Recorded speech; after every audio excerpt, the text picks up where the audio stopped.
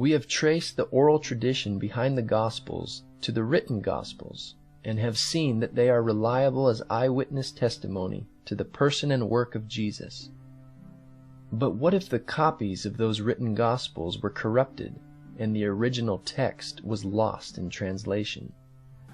Depending on who you talk with, there are all kinds of objections to reliability of the Gospels, but some of the more commonly heard ones include: hasn't the Bible been copied so many times and then translated into so many different versions that we simply don't have any confidence as to what the writers originally said or meant? And usually that kind of a question comes from people who really aren't aware of the thousands of manuscripts available and the kinds of variants and differences, most of which are extremely minuscule, that one finds among them. The number of New Testament manuscripts that we have today is a vast quantity. As of August 2013, the grand total of Greek New Testament manuscripts stands at 5,838.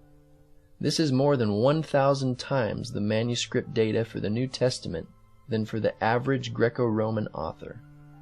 That's so incredible. It's almost incomprehensible when you compare it to any other ancient literature. That comes to more than 2.6 million pages of manuscripts. It's a huge amount. That's just in Greek. Then we have the New Testament, because of the evangelistic motives of the early Christians to spread the gospel in areas where Greek was not the primary language.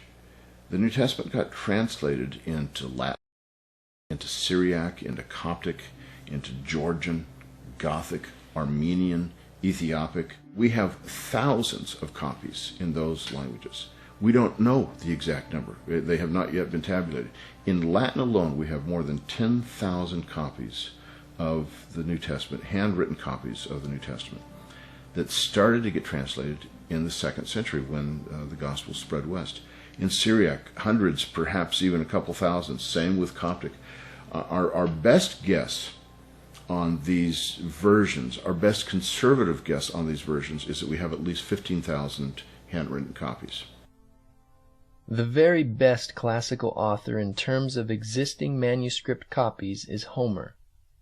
Manuscripts of Homer number less than 2,400, compared to the New Testament manuscripts that are approximately 10 times that amount when translations in other languages are included. Now, when you look at all this material, you say, okay, you got 5,000, almost 6,000 for the Greek New Testament, and you got maybe 15,000 for these other languages. Surely those manuscripts aren't complete. That is correct. There's only 60 complete Greek New Testament manuscripts that have Matthew through Revelation without any gaps, because they haven't fallen out somehow. However, the average Greek New Testament manuscript, the average is more than 450 pages long. And so you start multiplying these copies. We have the whole New Testament reproduced in these manuscripts hundreds and hundreds of times over. But when you compare that to other ancient Greek literature, the average Greek or Latin author has fewer than 20 copies of his writings still in existence, written in any language. You stack those up, it's maybe 4 feet high, and usually far fewer than 20 copies. The average is probably like 4 or 5 or 6. The New Testament, you stack up those manuscripts, it's over a mile high. 4 feet high, a mile high. Now, if you had a magic wand and you could wipe out all of the New Testament manuscripts in the world in one fell swoop, the Greek ones as well as all the ancient versions, we still would not be left without a witness. And that's because of the ancient church fathers.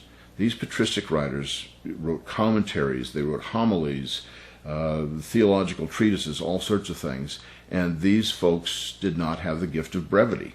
We have, there's a place in Boiron, Germany, where they have been tabulating these quotations and allusions to the New Testament for decades, And a couple of decades ago, they came up with more than 1 million quotations of the New Testament by these church fathers. We have, again, the whole New Testament virtually reproduced many times over just in the writings of the fathers. So the problem that we have with New Testament textual criticism is not that we have a dearth of data, which is the problem that all other ancient literature faces when it comes to reconstructing the text. The problem we have with New Testament textual criticism is we have an embarrassment of riches.